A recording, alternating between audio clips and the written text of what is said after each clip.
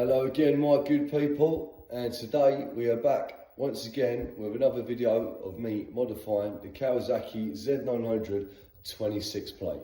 So in today's video, these are the modifications that I'm going to try and get through. So starting off with the little ones, that's obviously for the oil filler, but I think the thread is wrong. Second time they sent me out the wrong one, so that ain't probably going to be going on, which is annoying. I've got a couple of frame sliders. They go on the swing arm, one either side. Moving on to the carbon fins. Now I really like these. I'm no carbon fibre expert. I wouldn't say myself they're probably real carbon fibre, but I might be wrong. But I would have thought if they are real carbon fibre, you'd have the weave pattern on both sides. And as you can see here, it isn't, but I might be wrong. But nonetheless, I think they look nice. They feel good quality. And the fixing kit that comes with them is also not too bad. There's instructions in there, everything you need, minus the Allen key set, which I've also got in the garage. Nearly fell off the site. Moving on to the next is obviously we've got our starter motor and clutch covers.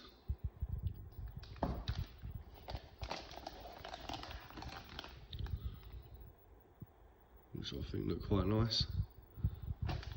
This won't be going on, and the reason for that is I've got something else coming for that part, which you'll see in a later video.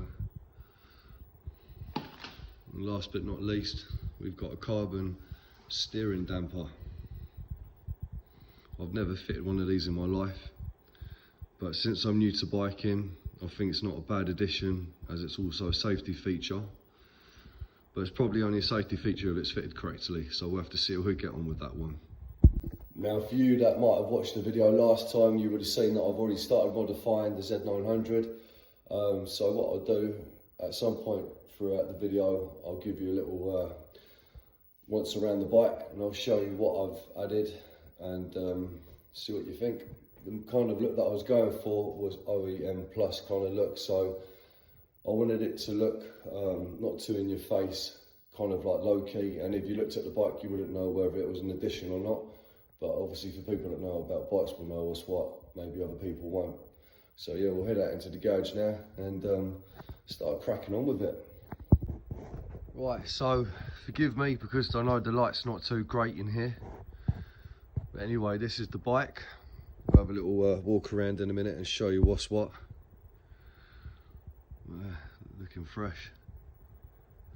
So obviously, as I said, one of the modifications that we'll be doing today, it just fell on the floor. It is the other one.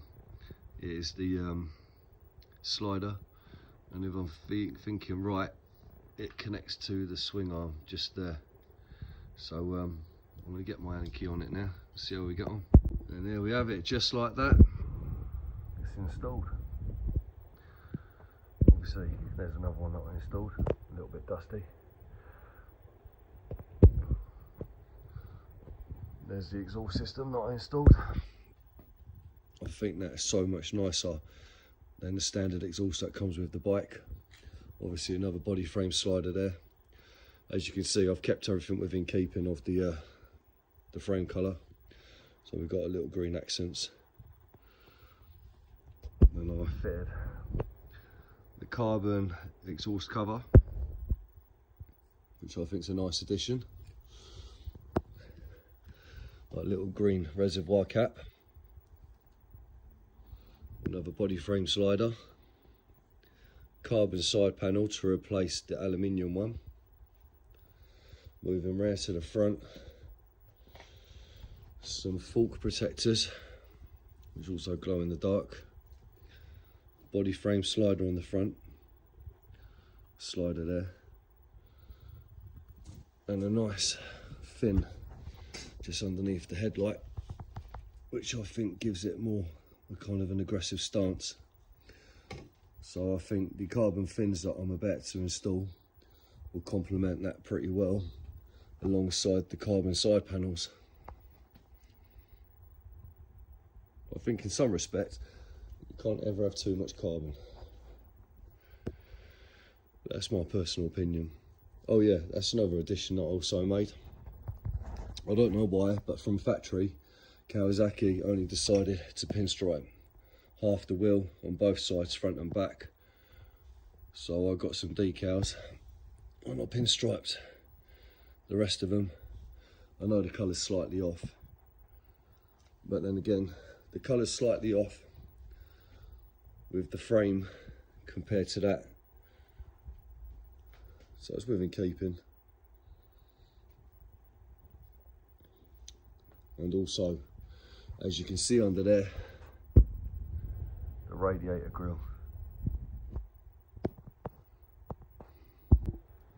Right, so I just tried on the off chance putting the oil filler cap on, and it actually fitted second time lucky, because the first one they sent out had the wrong thread on it. So I didn't bother sending it back because it only cost about £3 or £4.50. But I thought I'd like the look of it, so I reordered, hope for the right thread, and this time they've pulled through. So the next addition we're going to be fitting is the carbon fins. They go on here, so what I can work out from the instructions, well, I need to take this bolt out and that bolt out, which I've done here. There's some longer replacement bolts in here because we need to fix some spacers, fix this bracket and then fit the fins. So I'm going to try and get my head around it, and I'm sure once I've got this side sussed out, the other side will be plain sailing. Right, so I've got the first carbon fin on, as you can see. I'm not really too sure if it looks too much or not at the moment, but it's nice that the carbon weave matches up with the side panel, and it definitely gives the bike a lot more of an aggressive wide stance. I'm going to put the other side on, but yeah, I'm not too sure. But what I'll do, I'll wait until it's light outside so I can get the bike outside, see what it looks like properly, and I can have a good old walk around it and make my mind up. But the install wasn't too bad, to be fair. So I'm going to crack on with the other side now. So that's the carbon fins on both sides now.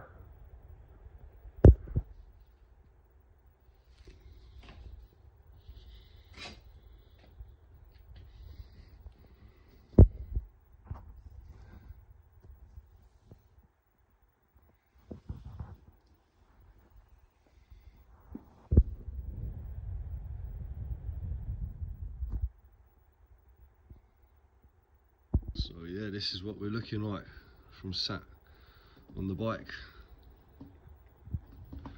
Definitely gives the bike a bit of extra width.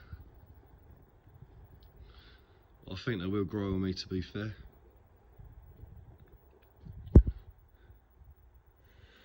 There's another little modification I forgot to tell you a lot about. I thought the standard key looked a bit boring,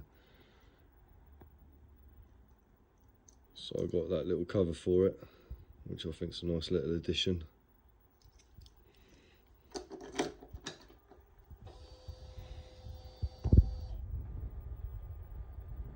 Obviously, 0.9 miles on the bike. Brand spanker. Looking forward to taking it out when the weather gets better. Right, so after further inspection, I think there's some parts missing for this carbon steering damper, which I thought would have been a nice addition to the bike. But I've been watching a few YouTube videos because I'm not a bike mechanic, and all I got is these bolts and that bracket, which somehow needs to attach to that, I think, but there's no connector for it. And then there's nothing to connect the other end of that to behind the steering wheel. So yeah, I think I'm going to send it back, get a refund. And in all fairness, where I've been watching these videos, you have to take all the fairing off, access to underneath the fuel tank, and then the bracket then connects to the frame underneath the ignition barrel, and then you have to take all the fairing off the front, take the digital display off, and then connect the other bit the steering or the bars just underneath there.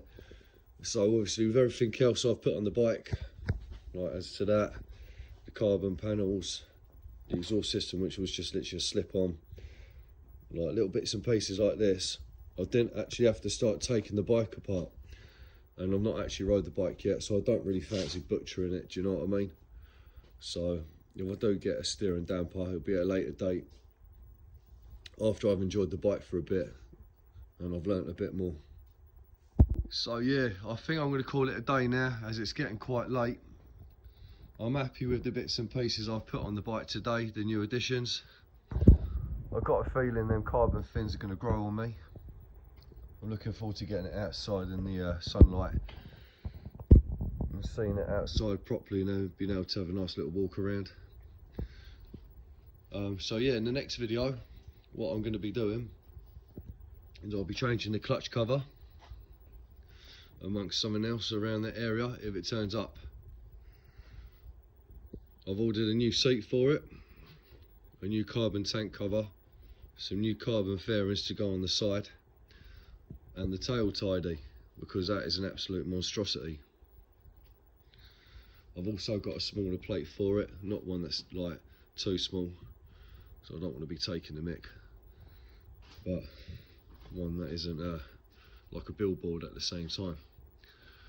So yeah, I might even show you like a little start up so you can hear the new exhaust, as I haven't actually done that yet, but it does sound a hell of a lot louder than what it did with the standard exhaust on. And I did buy a mid pipe for it, which was obviously for an older Z900, because it didn't fit, because there wasn't another O2 sensor hole for it. There was only one at the front, so I sent that back. So yeah, that's it for tonight. See you later, people. Take it easy.